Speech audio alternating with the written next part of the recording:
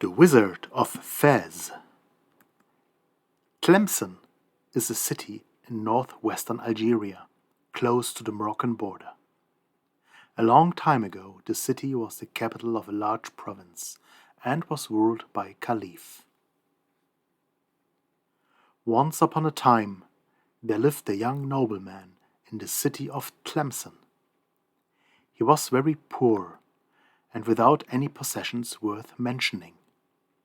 His purse was empty, his heart was cold, and on top of this, he also was not the sharpest knife in the drawer.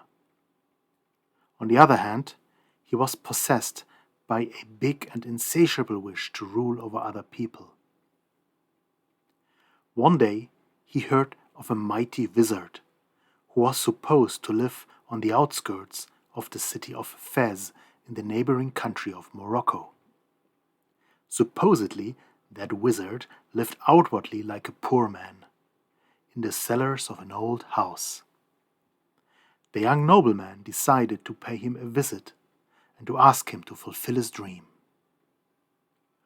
So one morning he took his meager horse and went on the journey to Fez. After a long and tiresome ride, he finally reached the holy city of Fez, the city of 100 mosques, the city of the Sufi order and of the arts. On the evening of his arrival, the young nobleman pushed open the door to an old and decaying house. A lantern in his hand, he descended an old staircase down to the cellar. There, in a large room, reeking of damp earth and frankincense, he saw the wizard sitting at an old table, deep into the lecture of a large tome. One hand was buried in his beard. To his left and right, 2 long candles in their large briquettes casted their golden glow through the otherwise stinted and dark room. The young nobleman greeted the wizard expectant and respectfully. The old man, one of his hands still inside his long beard, without looking up from his tome, said, "You have a long journey behind you, young man. What do you want from me?" The young nobleman spoke without further ado about his wishes of might and glory. "Master," he said, "I know that your magic is without fail. I beg you, sell me this power. Your price is mine." The wizard meditated a moment and then answered with a knowing smile, "I will give you everything you want under one single condition. In exactly 1 year's time, you will personally come back to me, and you will serve me a lamb shank that has stewed in a cinnamon sauce and lays on a bed of raisin couscous. The dish must be served in a bowl made out of olive tree wood." The nobleman, surprised, promised everything and was over the moon that the deal would be so easy and cheap. The wizard spoke. "Now go!"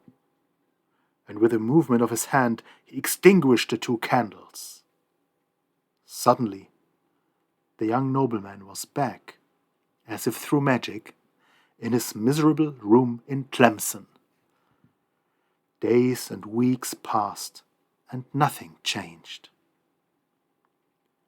One day, though, fortune smiled upon him, and he made one good deal after the other.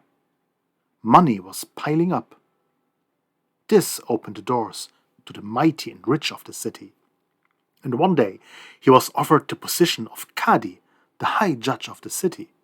And all that despite the fact that he could barely write his own name.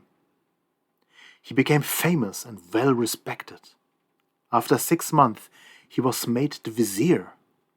Never before, in the whole history of mankind, a person rose to power quicker than that young nobleman.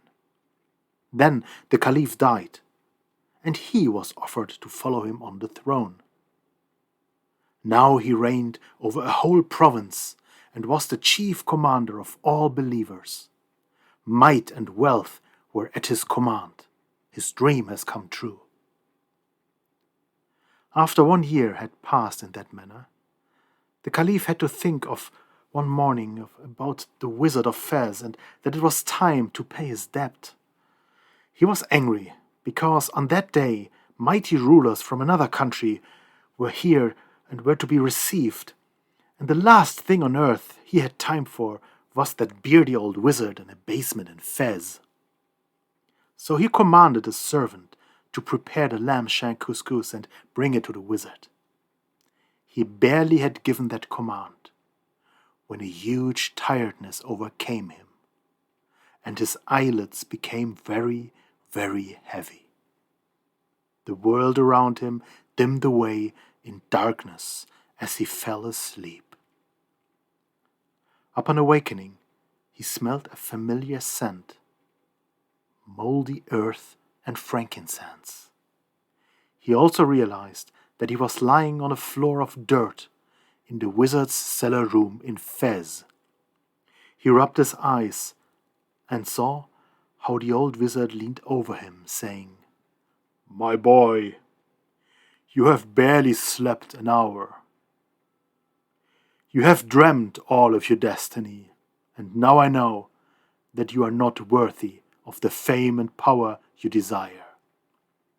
You will never be a Qadi or a vizier, and definitely not a caliph.